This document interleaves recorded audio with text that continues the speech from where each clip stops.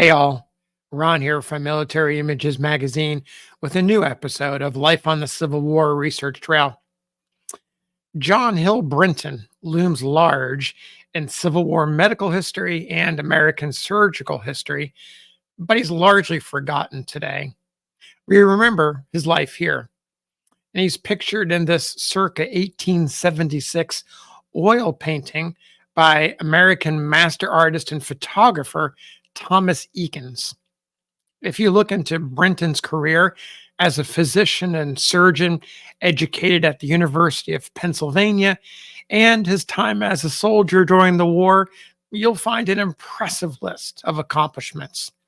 A talented doctor, he became a trusted friend to several of the Union Army's most successful generals, including James McPherson, William Rosecrans, Philip Sheridan, and he served as a member of General Ulysses S. Grant's staff.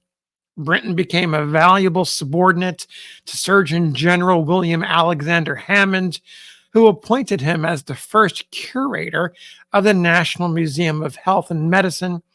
Brinton also served as a professor of surgery, a member of the American Medical Association, and much, much more.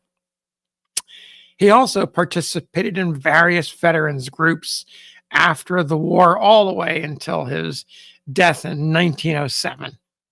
In 1891, he told his Civil War story in a book titled Personal Memoirs of John H. Brinton, Major and Surgeon, U.S.V., that's United States Volunteers, 1861 to 1865.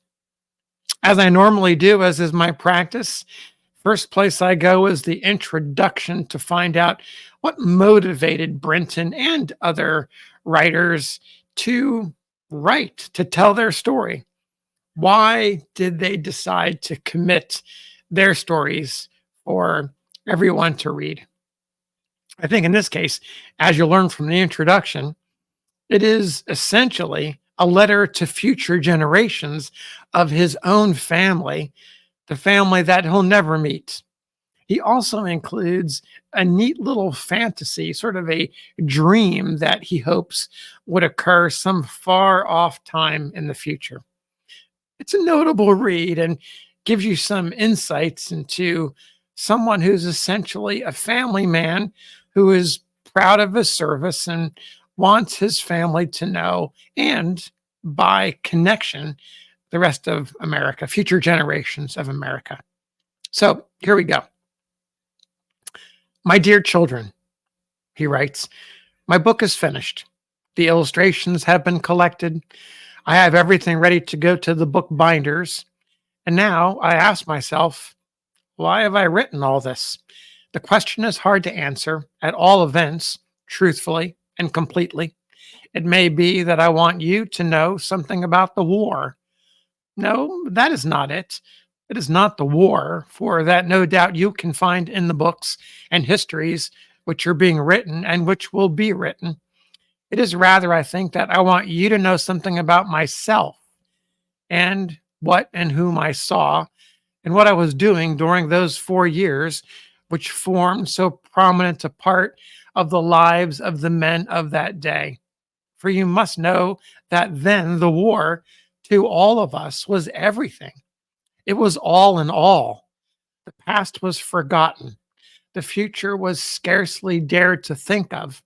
It was all then the grim present in which everyone tried to do his best and in which almost every gentleman felt it his duty to take his share. Like the rest, I went out and, strangely enough, happened to see more of the great men of the war than often falls to the lot of a medical man. In fact, my details of duty were always with the generals, the great generals of the day, and in high places. And I was thus placed in daily intercourse with men who were earning for themselves illustrious names. One of these, whom I counted my friend, afterwards became one of our nation's greatest men. In fact, he was growing great when I knew him, making for himself and for his country history, accomplishing great deeds, and bringing about great results by the simple plan of doing each day's duty as well as he knew how, leaving the future the summing up of his work and trusting to the judgment of his countrymen. You will guess that I'm speaking of General Grant.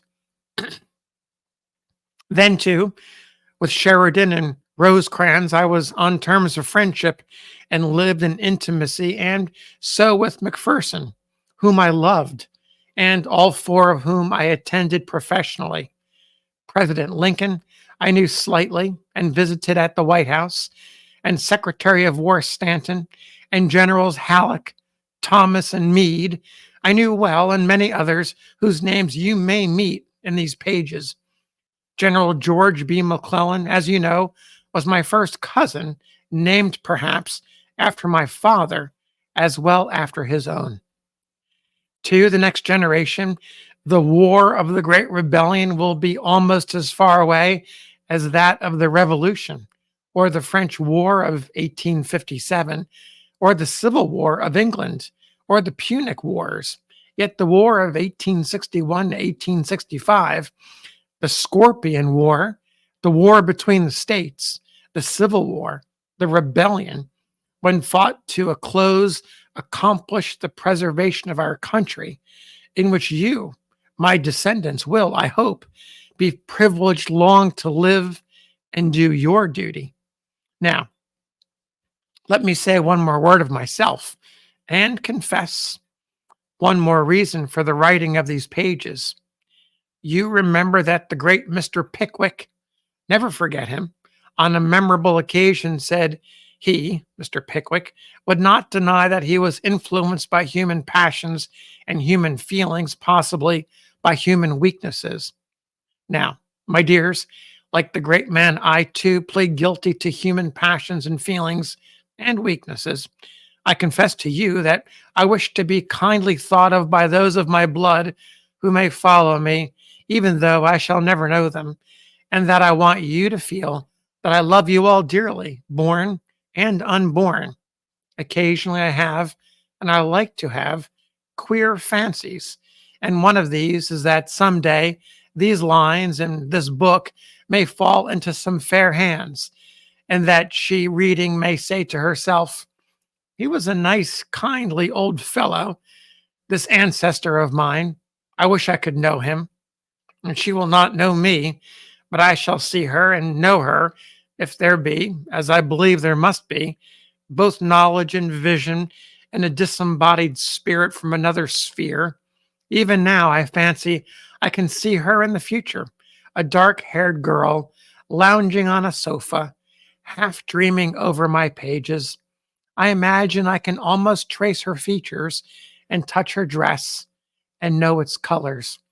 My dear, try and believe that as you may be when you read this, I see you now in the bright month of June, 1891, Sunday, the 14th. J. H. Brinton, June 14th, 1891. I don't know, there's something about this particular narrative, this introduction by Dr. Brinton that is just, it's timeless. He travels far into the future to some generation of his descendants, of his flesh and blood, some young woman who was reading an old dusty book, his memoirs, and learning about her ancestor and meeting those great leaders of his time, the ones who saved the Union. He also mentions Pickwick, which is a name you can look up, check out your literature, and you'll find out more about Pickwick. We may go into him at a later date in a different video. But take care. Appreciate you listening. We'll see you on the next episode of Life on the Civil War Research Trail.